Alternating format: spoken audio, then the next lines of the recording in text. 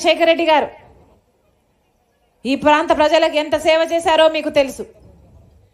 అలాగే వివేకానంద రెడ్డి గారు ఈ ప్రాంత ప్రజలకు ఎంత సేవ చేశారో అది కూడా మీకు తెలుసు.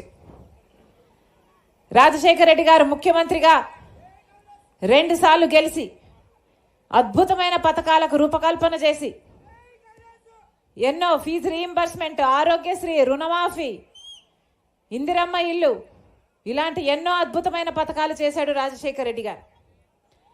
అవన్నీ రాజశేఖర రెడ్డి గారు చేయగలిగాడు అంటే దానికి కారణం ఇక్కడ తన తమ్ముడు కడప జిల్లా వ్యవహారాలన్నీ అంత చక్కగా చూసుకున్నాడు కాబట్టి.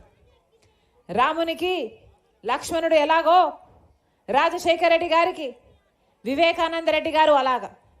మీ అందరికీ తెలుసు, వివేకానంద రెడ్డి గారి దగ్గరికి ఎవరైనా సార్ మాకు ఈ పని ఉంది అని అడిగితే వివేకానంద రెడ్డి గారు వాళ్ళని తన బండిలోనే కూర్చోబెట్టుకొని ఆఫీసర్ వరకు తీసుకువెళ్ళి ఆ కలెక్టర్తోనో ఆఫీసర్తో మాట్లాడి అక్కడికక్కడే సమస్యలు పరిష్కరించేవాడు.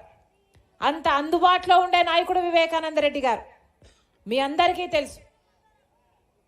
కానీ వివేకానంద రెడ్డి గారు చనిపోయి 5 సంవత్సరాలైంది. చనిపోలేదు, చంపేశారు, హత్య చేయబడ్డాడు.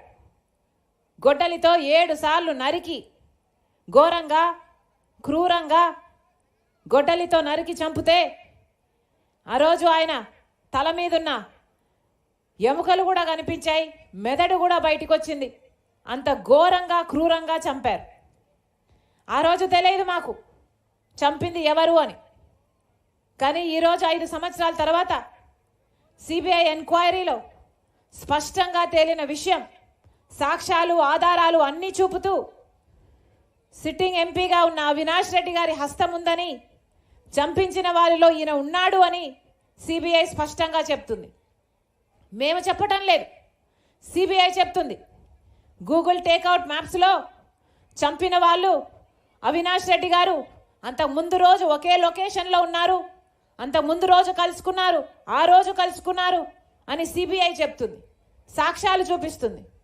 అలాగే ఫోన్ రికార్డ్స్ చంపిన వాళ్ళు అవినాష్ రెడ్డి గారు మాట్లాడుకున్నారు, అంతకుముందు మాట్లాడుకున్నారు, ఆ రోజు కూడా మాట్లాడుకున్నారు అని సిబిఐ కాల్ రికార్డ్స్లో సాక్ష్యాలలో చూపిస్తుంది.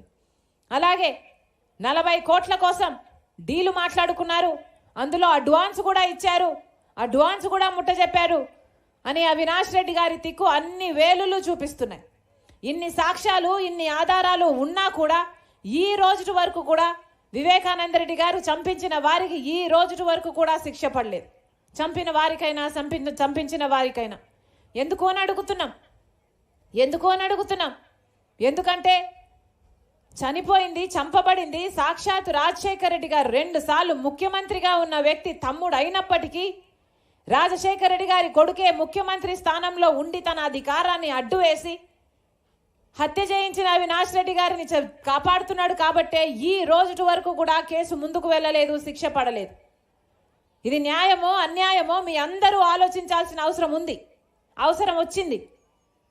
కర్నూలులో సిబిఐ అవినాష్ రెడ్డి గారిని అరెస్ట్ చేయడానికి పోతే 3 రోజులు కర్ఫ్యూ వాతావరణం సృష్టించి భయభ్రాంతులకు సృష్టించి పోలీసులంతా మూకలను పెట్టి వాళ్ళ గుండాలనంతా పెట్టి అవినాష్ రెడ్డిని అరెస్ట్ కాకుండా అడ్డం పడ్డాడు ముఖ్యమంత్రి జగన్మోహన్ రెడ్డి గారు.